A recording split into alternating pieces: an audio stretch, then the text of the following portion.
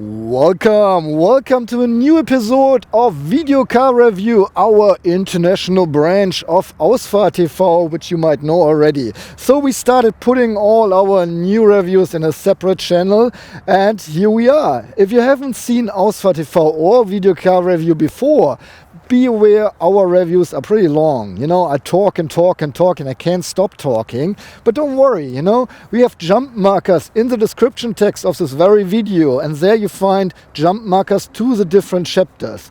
Our reviews are always structured the very same way. We have always the same chapters, so you can compare cars this way pretty easy. And if you get bored in one chapter, which I doubt, because I'm really entertaining, really. Not really, but, self-marketing, guys. So you can jump to the next chapter and just, skip whatever I say right now. All right, in the description text, by the way, you find the technical specs about our test car as well, and if we have any reviews to the competitors. Well, looking back in time, in 1996, Mercedes-Benz first introduced the V-Class.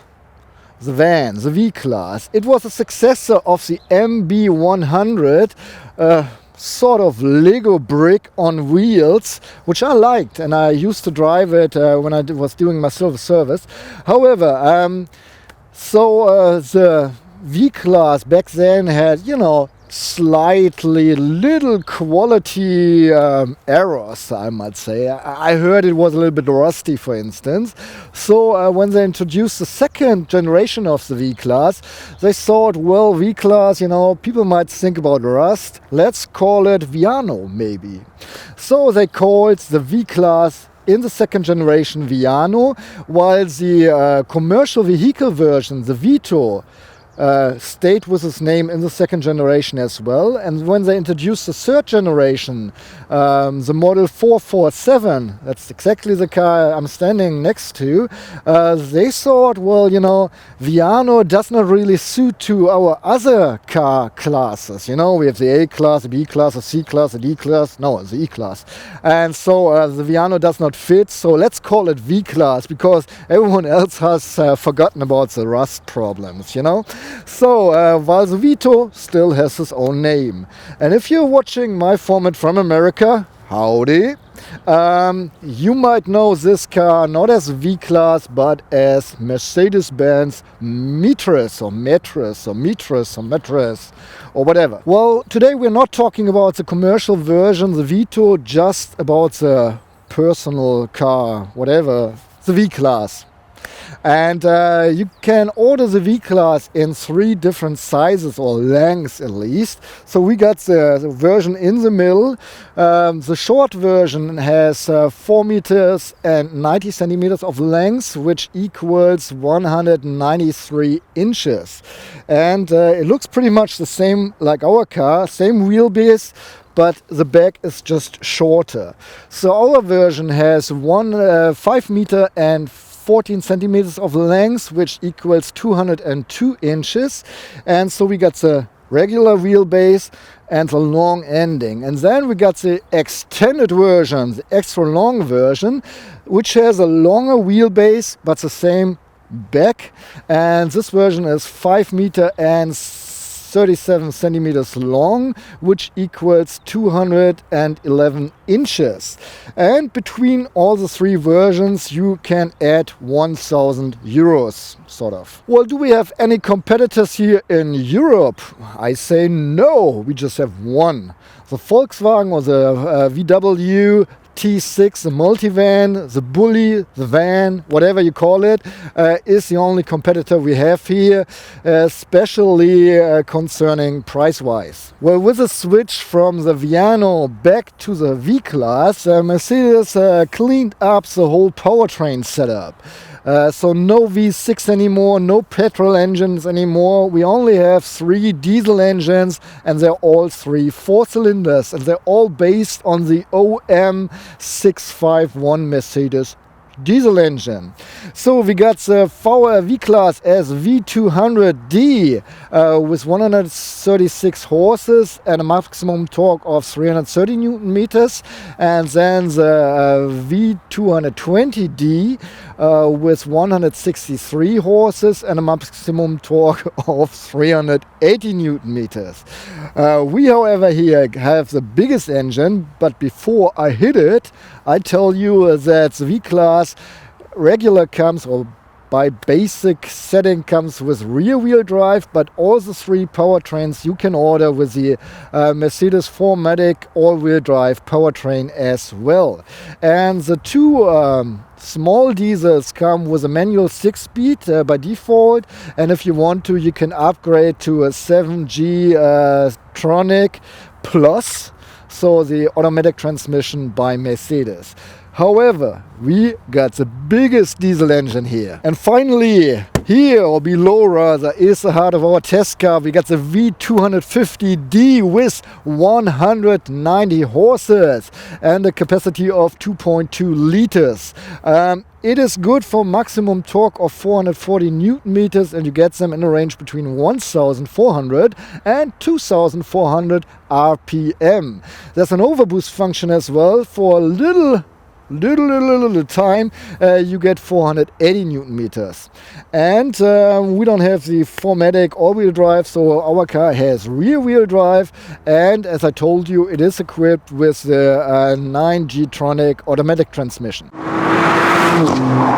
Well, let me give you the basic specs about our test car, the Mercedes-Benz V250D. It accelerates from 0 to 100 kilometers per hour or 62 miles per hour in 9.1 seconds. And the top speed is reached at 206 kilometers per hour or 128 miles per hour. The gas tank of the 2060 Mercedes-Benz V250D will take 57 liters or 15.1 US gallons. Mercedes-Benz gives a fuel consumption figure of 6 liters for every 100 kilometers driven or 39.2 miles per US gallon, which means that under perfect conditions you can drive up to 950 kilometers or 590 miles without stopping for fuel.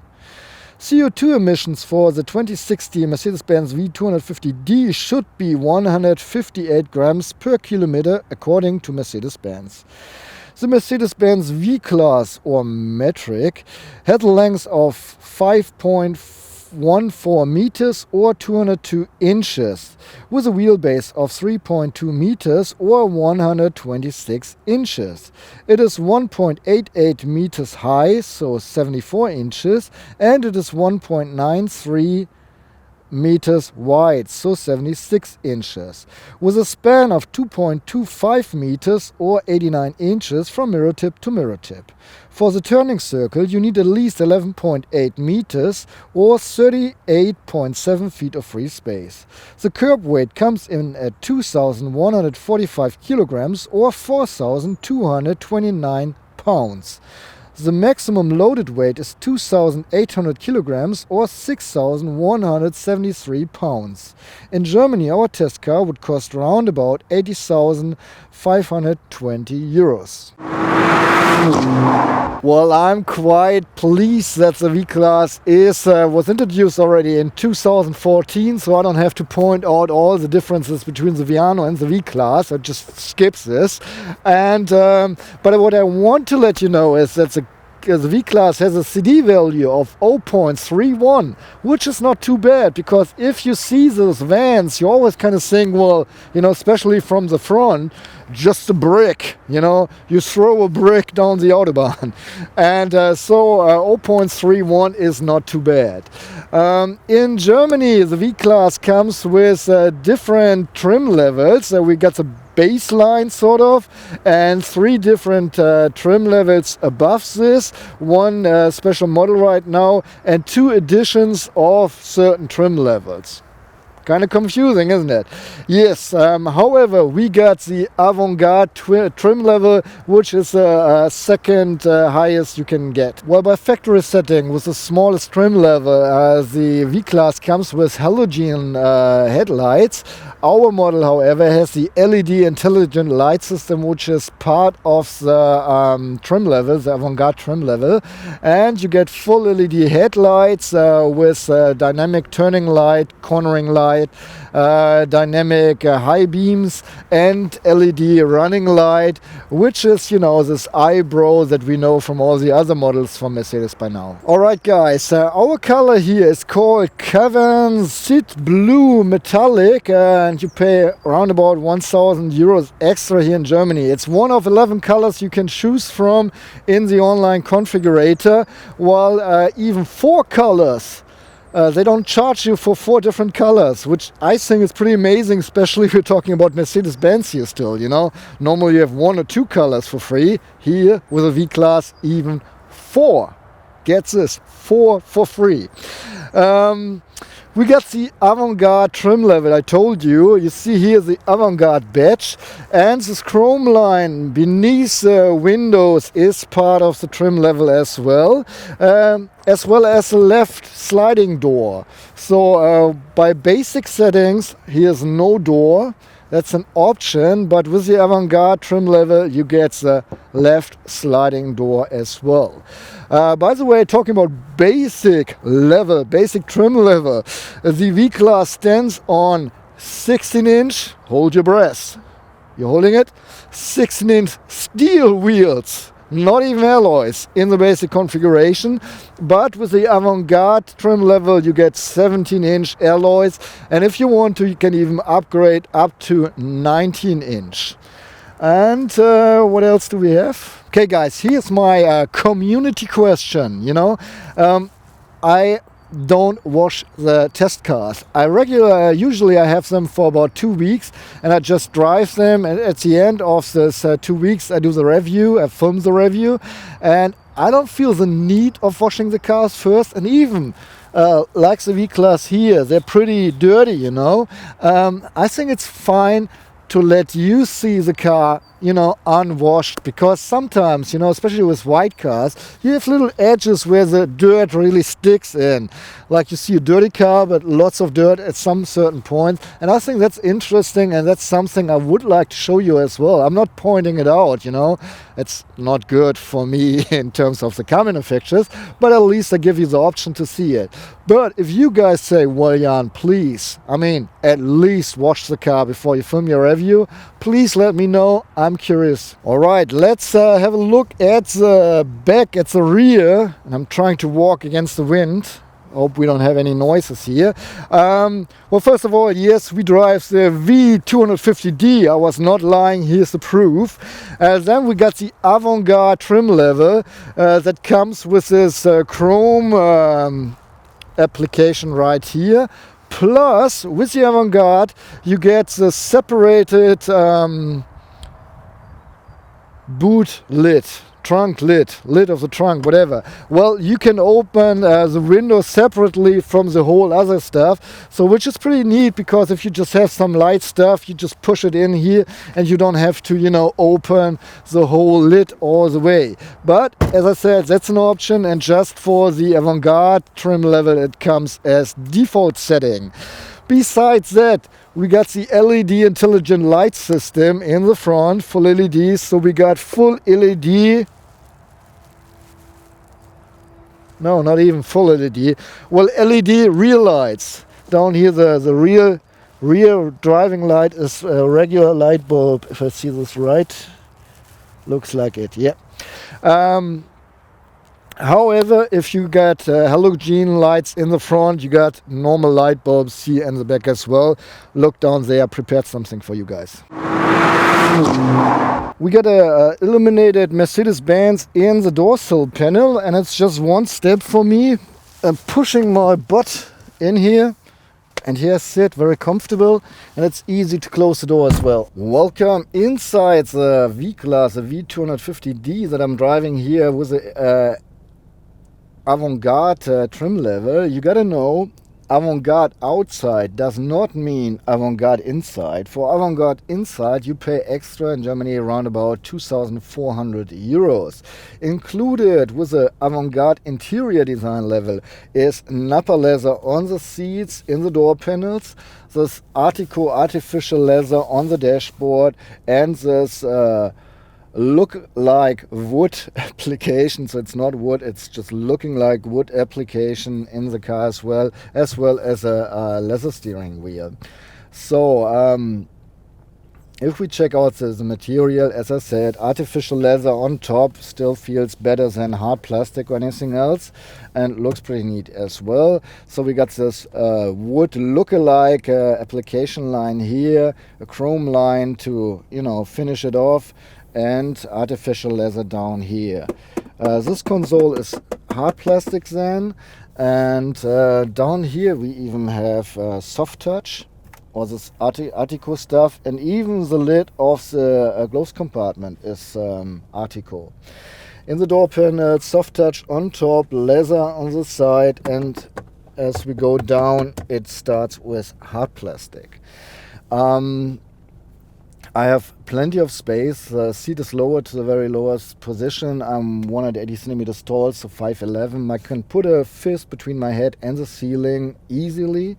I had no problems finding a good sitting position, and driving here with two grown-ups, you have so much space in the front that you don't bother yourself at all. And especially with the front and all that, you really have a pretty spacious feeling inside here, and it's a spacious car, so no wonder about the feeling. Talking about ergonomy, driving ergonomy, the display is facing the rear, so both people can look on it, and overall it's a regular Mercedes, and I like how they put the interior design language in the V-Class as well, so this might be pretty familiar to all of you who know the new C-Class, E-Class, S-Class. And then we have the stick for the driving program from the excuse me, from the automatic transmission, and one stick to rule them all, and some buttons here and there. Okay, ready to start. We can adjust this the height of the safety belts on our shoulder. Excuse me. And the seat belts are pretty long, so even bigger people can buckle up with ease. I'm very happy about the seats. I was driving 1,500 kilometers with a V-Class so far, around about 1,000 kilometers on the Autobahn. And as I'm an old guy, every once in a while I get problems with my back while driving long distance if the seats are not good. Here in the V-Class, no problem at all. They're really, really good. The seats are perfect for me. Besides that, we can adjust them electrically in all kinds of ways, even the headrest up and down. And if you're smaller, you can use this button to, pull the headrest forward as well. You can store up to 3 positions here with the push buttons, and just for the electric functions you pay, at least in Germany, more than 1,000 euros per seat, and we can heat the seats up with 3 intensities and cool them down as well at the same time, by the way, and so this costs extra as well. So the air condition for the seats around about 1,300 euros for both seats together, while all the electric costs 1,200 euros, I guess, for each seat. So that's quite a bit, but at least we have an electric lumbar support as well. And as I said, for me, those seats are just perfect, highly comfortable, especially for long distance. And the seat heating works with charm, very fast, very hot. That's what I like.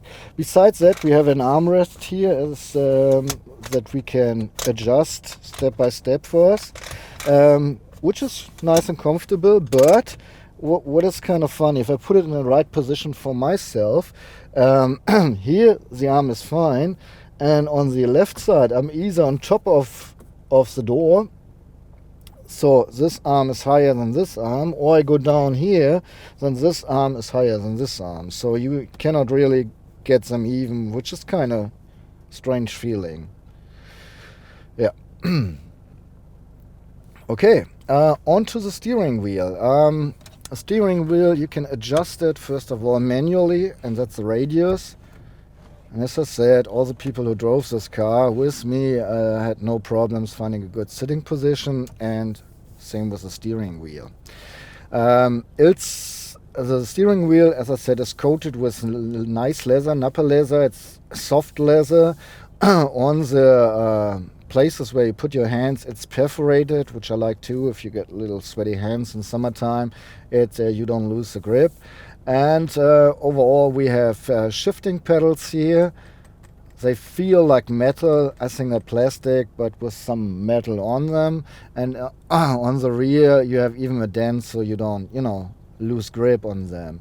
But then, on the other hand, we're driving a V-Class, I did not feel tempted to use them once. Maybe if you have a pull a trailer and go up a mountain that you want to shift yourself. I don't know. It's a multifunctional steering wheel, so we got everything to control the board computer on the left side, home button, up, down, okay, and we can stop the voice command and have a back button as well. On the right side, we can control the volume of the infotainment system, mute the car or the infotainment system, take a phone, hang up, and start voice commands. Yeah, so far so good. The mirrors are nice and big enough for this car. What I like is that you get a good feeling where the car ends, even in the rear mirror, in the both of the rear mirrors, and so the inner mirror is fine too, because you see the whole rear window. Even the seats in the third seat row are blocking you a little bit, but even if people would sit there, you still have a frame that you can see from the rear, and driving on the highway, this will be more than enough to have everything in control. Besides that, we have this 360-degree camera, which I really like, because on the right side you see the rear camera while putting the car in reverse, and it shows you where you're going, the lines themselves, and the extreme to the left and to the right as well. And on the left side of the spread screen, you see the bird view, which is created by 4 cameras, 1 in the front, 2 under the mirror caps, and 1 in the rear, and the car is calculating this picture. And on this picture you even see where the front wheels will go, so you really get a good idea while maneuvering in tiny places or in tight places. You really get a good feeling where you're going and what you're doing, and I like this. Besides that, you have different views here, so you can use all the cameras for different pictures here if you want to, and that's pretty helpful for the whole thing. If I look over my shoulder on the left side, I can say that the B-pillar is pretty huge, so you really have to look close, especially in downtown city traffic when you have bikers around you, so that you don't hit any bikers. Turning my head around the other shoulder, I can say that the A-pillar is pretty wide. We have those tiny triangle windows that don't help anything. So especially while maneuvering, they're a little bit in the way. The B-pillar is pretty big too. Then it's fine for the C-pillar, and the D-pillar back there is pretty huge as well. Especially if you have some luggage back there as well, you really have to make sure, maybe use the 360-degree camera, use the mirror to check that everything is free when you want to go this direction. Okay, so on to the cockpit we go. First of all, I'm starting up the engine, so you see all the lights going on and off. Then we start here. We have 2 classical round gauges. Here's the speedometer going up to 260 kilometers per hour, while the car only runs 200, so they wasted quite a few of space. Here's the control for the diesel tank used with some LED lights. which I think it's pretty neat. On the other side we have the ref meter going up to 6000 RPM, while the red range starts with 4000 RPM, and down here the coolant temperature. In the middle we have a pretty big display for the board computer. On top you see the driving programs and if the start-stop is working or not. And down here we have the outside temperature, which is fake right now because I'm just standing here, and the time. And this space is for the board computer, so we have the digital speed, the mileage driven, current fuel consumption, as well as reach with fuel in the tank, from start, from reset, and that's it. And here we can scroll through the board computer, navigation, radio, media, telephone, assist systems. And what I don't like is I always have, I'm going up and down here, and then I press the home button, and once again I'm here in phone, for instance. Now I press the home button and it starts not at phone but at travel or Reise. And we have some settings here for the assist systems, the light, the instrument itself, and the car, and so on. Besides that, next to it we find the display of the command online. So here's a view from the navigation system. I'm just going here through here slightly, using the push buttons, radio, media, just so that you get a little idea. Phone, my phone is hooked up, and car. And what I like is when I was trying to read how to remove the seats in the rear, I was reading the manual, the paper manual, and it says, well, read the manual in the car. So they really put some stuff that is only in here, which is kind of weird. Besides that, here you have different settings for the car and so on. And you can easily read this and this during night and daytime without any problems. Alright, we do have an ambient light in here. It's glowing right under this line and as well in the doors, in the rear as well. I would try to catch this with some pictures tonight when it's dark. You have 3 different colors you can choose from, a blue, orange, yellow and white. And there's 5 intensities how bright you want the lights. One thing I want to start mentioning from now on is the switch for the emergency lights. So both turning indicators start flashing.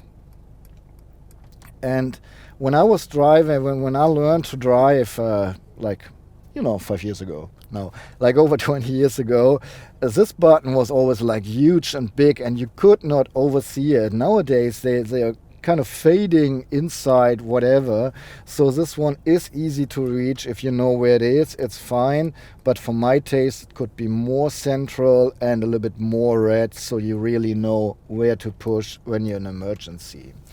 We don't have a sunroof in our car, but we do have a horn, and the horn sounds like this. Alright guys, and now the video car review compartment check. I love to show you everything that you have here. In the door panels we have a little compartment, the floor is covered with clothes for tiny stuff, and then we have a huge compartment down here, has a cup holder or a bottle holder, and this 1.5 liter bottle fits in there with ease. And still behind it a big compartment. Here's a warning triangle, a warning vest, and still space for some more. Directly attached to the seat is another small compartment where the board material fits in, and nothing else here, I guess. So nothing here. And that's already the point, If I want to grab something out of the door panel, I have to really reach down. I mean, this big bottle doesn't make a difference. But let's take this regular cup here, put it in the door panel, and if I want to reach it, I'm driving, driving, and I want to reach it, here's the point where I really get it. So I'm leaving my perfect driving position, and that's not really good. But if you have huge bottles like this, it will be fine. Well, the next compartment is here in the center. We have 2 cup holders, and those things fit in alright. Even this 1.5 liter bottle fits in here. The cup holders have spacer. And if you say, well, I don't drink too much, you can remove this like in any other Mercedes as well and just have another compartment. There's even more space in front of this cup holder. I'm charging my batteries here. And here we have a 12 volt outlet, 2 USB ports and an SD card reader. Besides that, our car is equipped with this little drawer here, which costs a little bit extra, and you can close it down so whatever you put in there is hidden from anyone else. But I will open this again to put the stuff in here. No net, no nothing, but a gloves compartment. It's not really huge, but still you have some space. You have a pen holder, coin holders, and a separate little slot up here, and the whole thing is illuminated. Besides that, 2 sun visors, both have makeup mirrors that are illuminated, and next to the mirror you find a little clip to put tickets in. We have reading lights for the driver and the passenger, and we can turn on the entry light as well, that is illuminated here with certain LEDs. And if you want to, you can even turn on the lights in the rear or turn them off. There's a little compartment for your shades or your glasses, which is not too big. So, Poser Ray-Bans won't fit in here, but normal glasses should, of course. And we have handles on both places here. Alright guys, first of all, we got the Avantgarde version, Avantgarde trim level, so we got a door on the left as well. This opening by Magics, electric opening sliding doors, costs 900 euros, at least in Germany, extra each door. So you got to pay. Besides that, a little interner from Video Car Review, an insight. When I film, and today I'm filming all by myself, so it's just the camera and me, I do everything around the car first, even the sum up, and then I go inside and do the rest, because, when the weather is good, I'd rather have everything outside done, because I can still film inside when it's raining. So, while I was just sitting here and telling you the basic specs about the car, there were 2 seat rows, and now we have a conference setting here. That's because while I was doing the trunk, I rearranged the seats, which you don't know because you haven't seen the trunk yet, because it's behind this part, right? Confusing? Never mind. So I will just get inside and I'll show you. I'm 180 centimeters tall, so 5'11", you know that. So I have to bend my head a little bit, but I can easily climb in on each of the 4 seats we got here. Alright guys, welcome inside the second and third seat row, while I have a conference style setup here. Let me think. First of all, the seats covered with nappa leather as well, perforated as well, and you can heat them up and cool them down as well, like in the front. It's an option, of course, and it's not cheap either. Besides that, you can scoot the seats easily, and I'm just scooting forward to show you something else. Is you can, really lay down here. I don't know if this is working even more.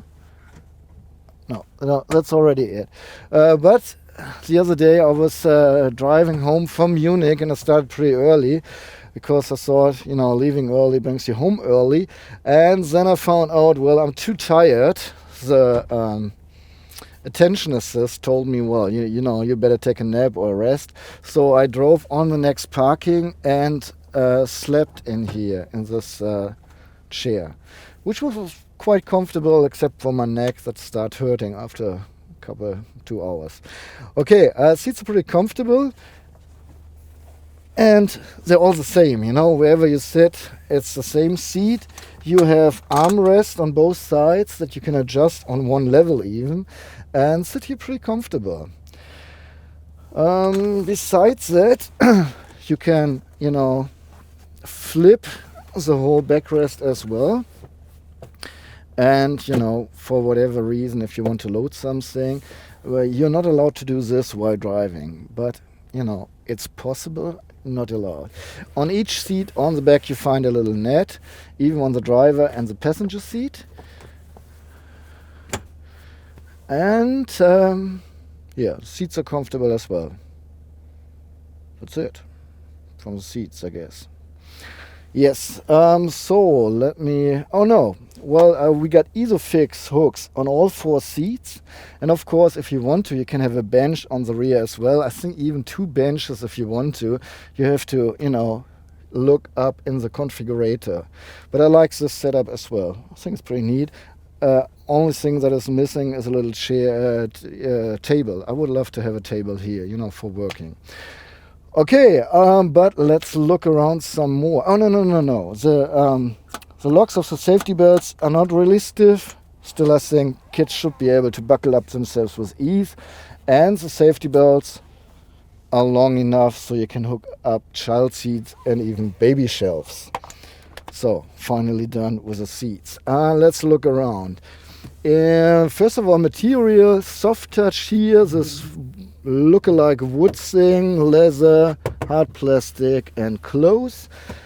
Here, soft touch, wood look-alike stuff, leather and hard plastic and clothes again.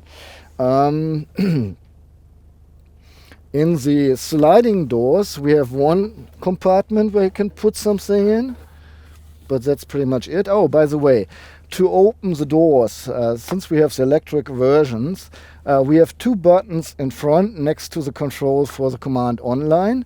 We have one push button right here, and we can use this handle as well to force the electric way to go on and off. Yeah. Okay, we got reading lights on all 4 seats. Here inside the handle, a handle on all 4 seats as well, and a hook for a jacket as well. Besides that, here's an air outlet next to the handle on all 4 seats again. And here's this climate control for the rear area. Besides that, here's another hook on the C-pillar on both sides. We have a compartment down here where usually when I get shuttled with the V-Class, we always have drinks in here, but you can put some other stuff as well, and a 12-volt outlet on both sides, of course. This cup holder is optional, 50 euros or something, and it has a one spacer, and you can put bottles in here. They all fit pretty well. Okay, besides that, the ambient light comes in under this Chrome application here and here. And I guess now I covered everything. I think I will come back. I will just rotate this seat once again so you see how much space you have for your legs in here. Well, before I show you the trunk, or rather the load area, I would like to show or present you the key. With the new E-Class, we saw the new Mercedes-Benz key. This is still the old version, so nothing on the rear. In the front, we got the Mercedes-Benz star and quite a few buttons. First of all, we got a button to open the lid of the trunk, then lock the car, unlock the car, and open the right sliding door. And so that's what I'm going to do. Press the button, and here it opens. But I forgot something. So, and here it closes. That was on purpose, really. No, actually it wasn't. So I showed you before, that you can open the glass part of the lid. And here we have another level, so we can easily scoot things in, you know, without opening the whole lid. And I think that's really a cool, neat feature.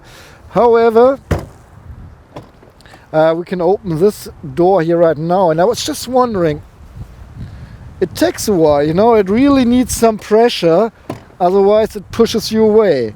I would like to put a kit next to the door, but when it is open all the way, it's really nice. Sun protection, rain protection, snow protection, everything protection. And here you see the level. And I think I would just unload the whole thing now, and then we check out what's going on in here.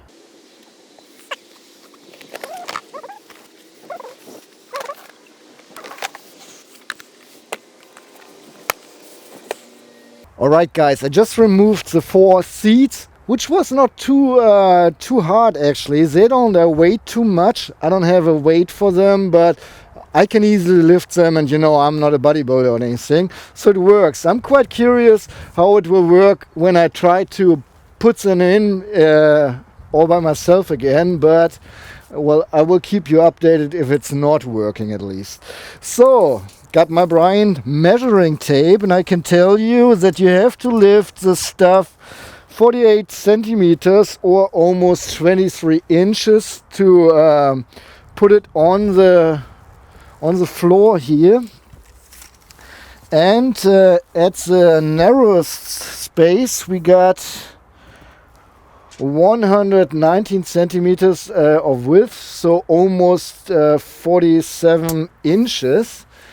And here we got a height of 120 centimeters, so once again 47 inches, while a little back inside here we even got 130 centimeters, so 51 inches.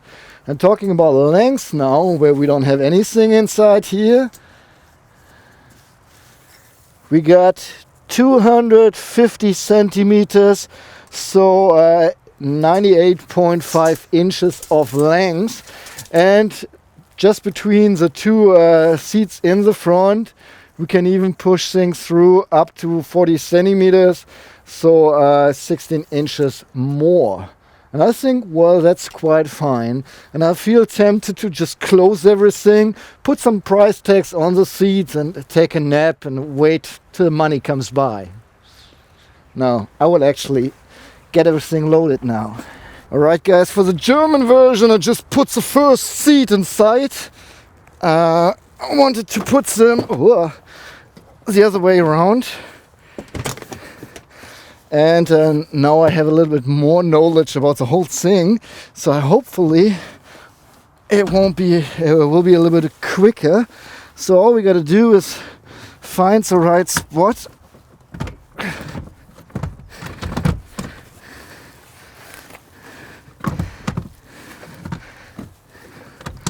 And then put the seats down. But okay, never mind.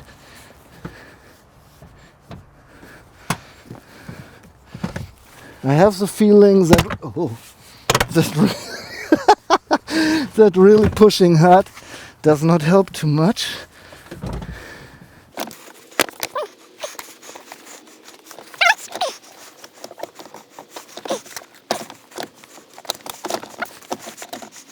Well, I bet if you own this thing, it will be easier once you've done it a couple of times. But since this is my first try, I feel a little bit like an idiot. I would love to say, well, it's done, but I can't drive if it's not really done.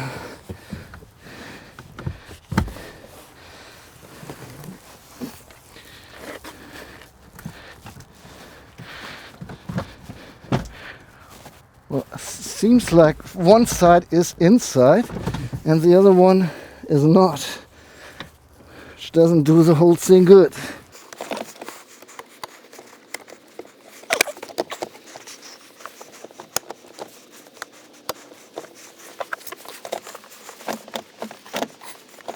What the hell?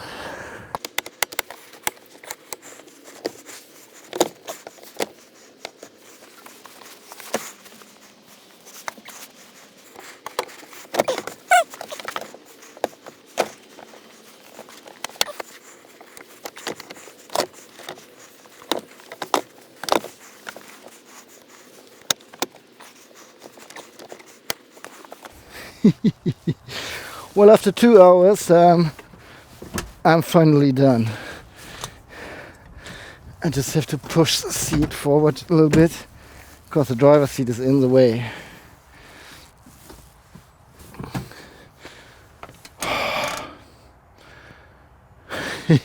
Just 2 more. It doesn't matter to me. I'm fine, you know, I can do it. No problem.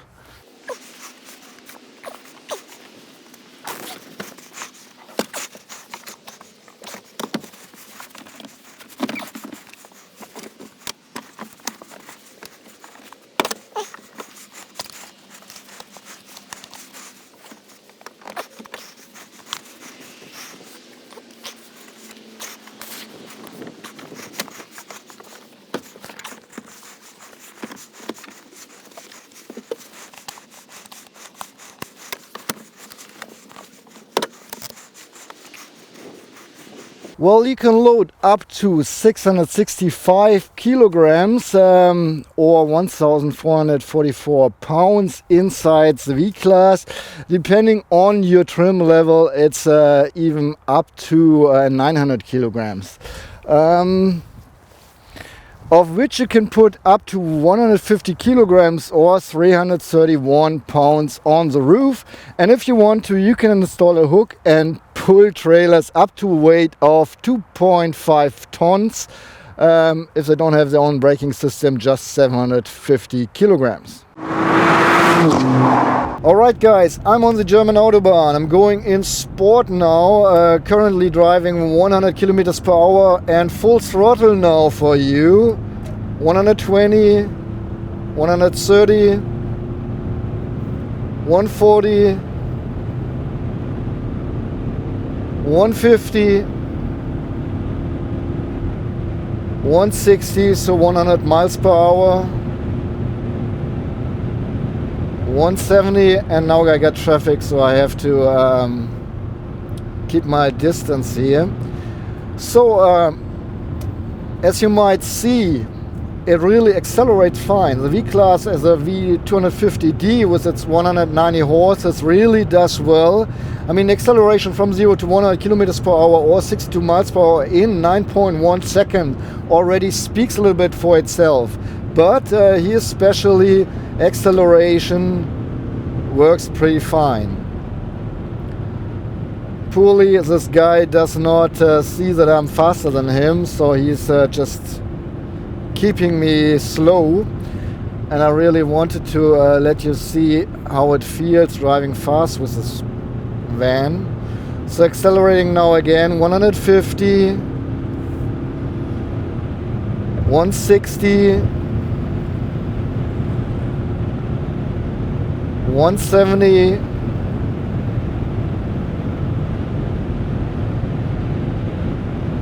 180, now a little bit slower, the whole thing, 82, 83,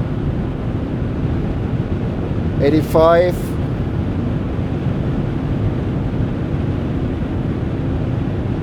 and on the brake again because here's a speed limit of 120. But as you see, brakes work fine as well. So let me start just the normal stuff. First of all, we got disc brakes in the front and in the rear. They worked fine for me. I've driven this car now 1,500 kilometers and no problems with the brakes. I did not have to do any emergency brakes or like really braking fast or hard or whatever. But as far as I can judge the brakes, they're fine for this car.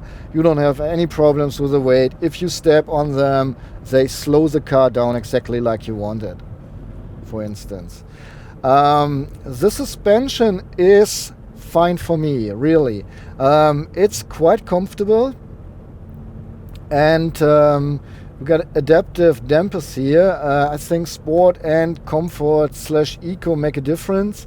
They're fine on the Autobahn. On the Autobahn, on the highway, the car is good on the street. Of course, it's a van, you know. We're not talking about stiff, but it's fine for the Autobahn, the suspension. But if you put it in comfort, it's really comfortable. And I like this. I hope I'm not a dummy and it's both the same setting. However, so being in comfort, even on a bad road condition, you drive really comfortable, and I like this. It's a good ride. Talking about wind noises and sounds in the car, if you're just going in eco, so it shifts early, you know, you never get too much RPM revs, then it's always a silent run up to 120 kilometers per hour. The wind noises are there, but you don't really hear them loud. But starting to go faster than 120, you start noticing them really. You hear them, you know, and they're not disturbing, but you hear them at least. But if you go like 120 kilometers per hour, which is the speed limit in most countries that I know, except Germany, you're fine. You know, you can have a decent conversation. Right now I'm going 100 kilometers per hour here, because that's the speed limit. The steering is quite nice. I like it. It's a bit stiff, you know, so not everything you do gets transported to the tires. It's not a very direct steering in the middle, at least, but if you use the steering wheel, then it works fine, as you see. And especially in the city, when you're at slower speeds and you try to maneuver the car, or, you know, put it in a tight parking space, or you have tight roads, it really works fine, and it's easy to maneuver the whole car. When you stand in front of this van, you think like, wow, what a beast. How do I, you know, ever get this downtown? But once you drive it, you feel it's pretty easy. It's really easy to handle. The V-Class is easy to handle, even downtown, even in tight spaces. I like this. It's really cool. We got the 7-speed, the 7G-Tronic Plus automatic transmission by Mercedes here, which works fine, shifts seamless, especially in eco. You hardly notice the shifting. Well, in comfort, you feel it. You don't feel it either. In sport, you do if you go on a full throttle, but it's not even that it's kicking you in the back. It's just you notice this shifting. However, we got manual shifting here as well. Works with charm. Whenever you touch the pedal and, you know, do the shift, it shifts down or up just on your fingertip, which is nice. But then again, I never really felt the need using this. Actually, I drove most of the time on the Autobahn. I was going around about 140 kilometers per hour with the cruise control and with the cruise control, with the adaptive cruise control, and in eco. So that's nice driving. It's a really cool cruiser this way, and you keep the fuel consumption low this way. Did I miss anything? Brakes, suspension, steering? No. Well, all in all, just talking about the driving, I was pretty amazed how easy it is to handle this car on one side, and on the other side, how good you can really use it on the Autobahn. Yes, I was going 200 kilometers per hour for a while as well, even 210. And then you're on the left lane and you're just going straight, and you feel like in a business sedan, sort of, you know, rushing from one appointment to another. And you can do it with the V-Class. That's the point. You can do it. You don't have to, but you can, and that's a good thing. But most of the time I was just cruising, actually, even on the Autobahn, because it feels nice in this car. Alright, I would really like to show you at least once turning the car on the street so you get an impression about the steering that I was just talking so good about. And I'm leaving this little street here, going a little bit more inside the city. Well, not really. Oh, by the way, when I first started with my test drives, and I was going into curves like this one, well, I'm used to drive fast, sort of, always in kind of the speed limits, but, I like to push the car a little bit harder, and I love driving curvy roads because most likely, if you have a big car behind you, or whatever car, they're pushing on the straight pieces, and whenever there's a curve, you loosen them in the rear mirror because no one is really used to do curves anymore, for whatever reason. Yeah, just find... There's a huge parking spot, and she's like trying to take... Well, never mind. Okay, here it is. So, I'm trying to park the car now, putting it in reverse.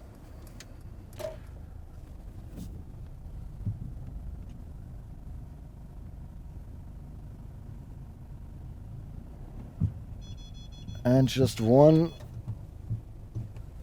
Yeah. It's so easy. You know what I mean?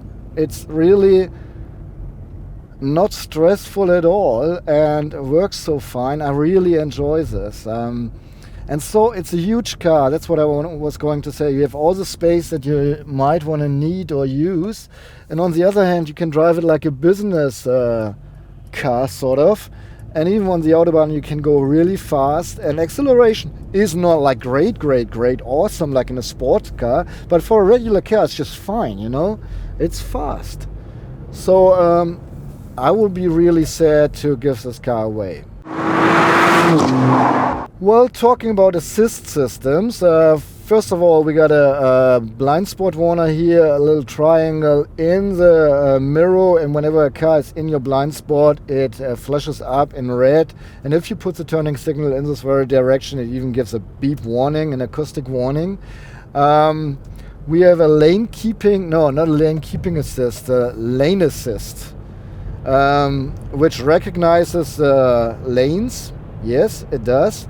But it's not keeping you in the lanes. Only when you lose or you cross the lanes, it's giving you vibration in the steering wheel, which I think it's kind of sad because I would really have to like to have the active part, especially on long distance travels.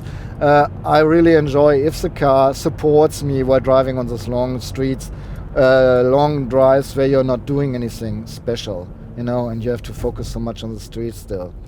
Then we got an adaptive cruise control, the Distronic Plus, so I can set the speed here even to 60 or 70, and so we're just driving 49 now because it's keeping the distance to the car in front of me, regardless of which speed I wanted to have.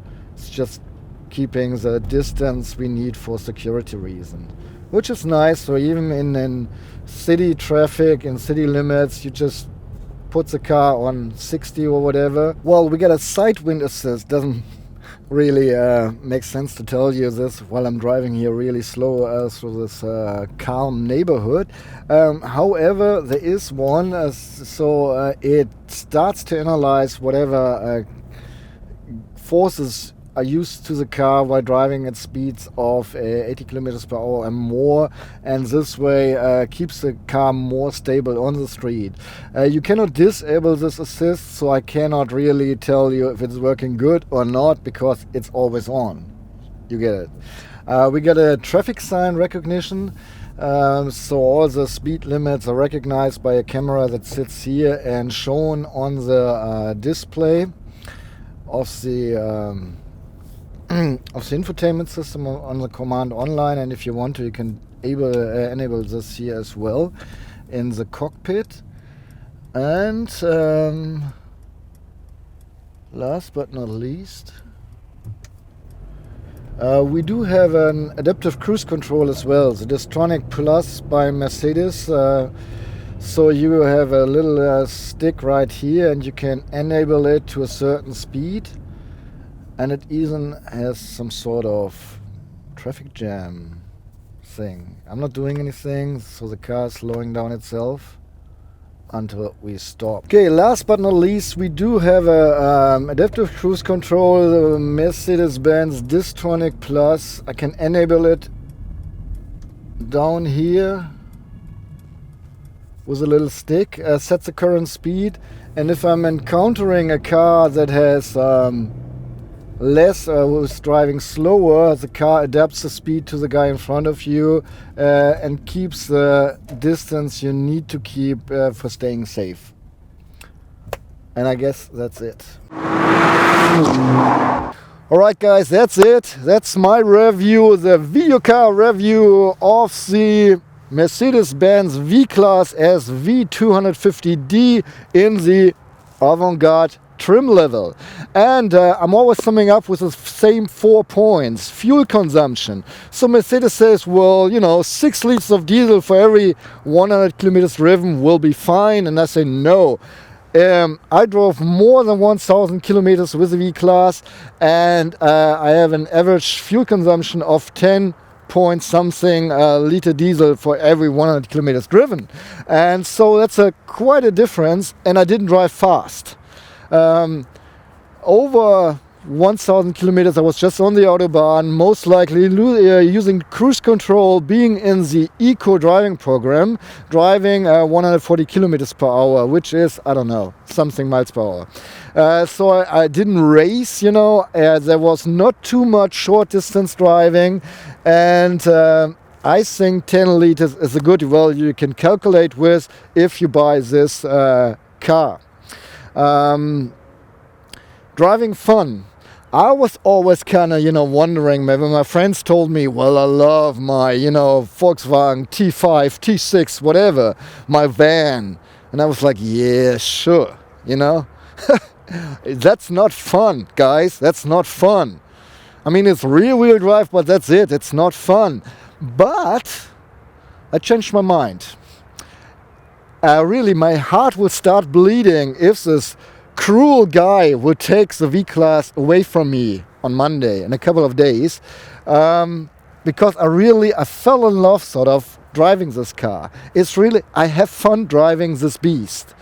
I can't really explain it. For one thing, it's a sitting position, of course. You sit a little bit higher, even higher than in this funny SUV stuff cars. But the overall way of driving, you can even, at least with this engine, drive a little bit more sporty. And, it's not, I wouldn't say I was cornering, but up and down the highway, on the long curves, you could do a little bit more. And even in the city, I just had fun. It is fun for me, at least. I say yes, it's a fun ride. Driving comfort. You might know I'm a Mercedes-Benz fanboy, but regardless, the seats Mercedes is providing are always or almost always awesome. The seats are really awesome, really comfortable for long distance driving. They are really fine. Every once in a while I have problems with my back, because I'm old.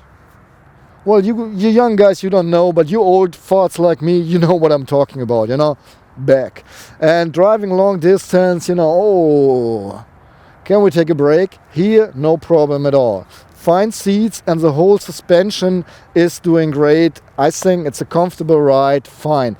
However, I cannot tell you how it is in the rear, because I've never sitting in the rear driving this car, because I was always driving. Okay, usage as a daily driver. Both thumbs up.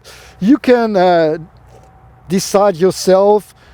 Are you taking 4 single seats, 2 seats and a bench, 2 benches? You have all the variety while getting this car or configuring it. If you have this setup with 4 single seats, you're very flexible. You still have a lot of load area. You have this splitted window, or this window that you can open separately, which is really cool for going shopping. And if you have the bird view camera, the 360-degree camera, even parking is is not that hard. Yes, for European dimensions, this is a really wide car. From mirror tip to mirror tip, 2 meters 25 centimeters. That's really wide for our surrounding here.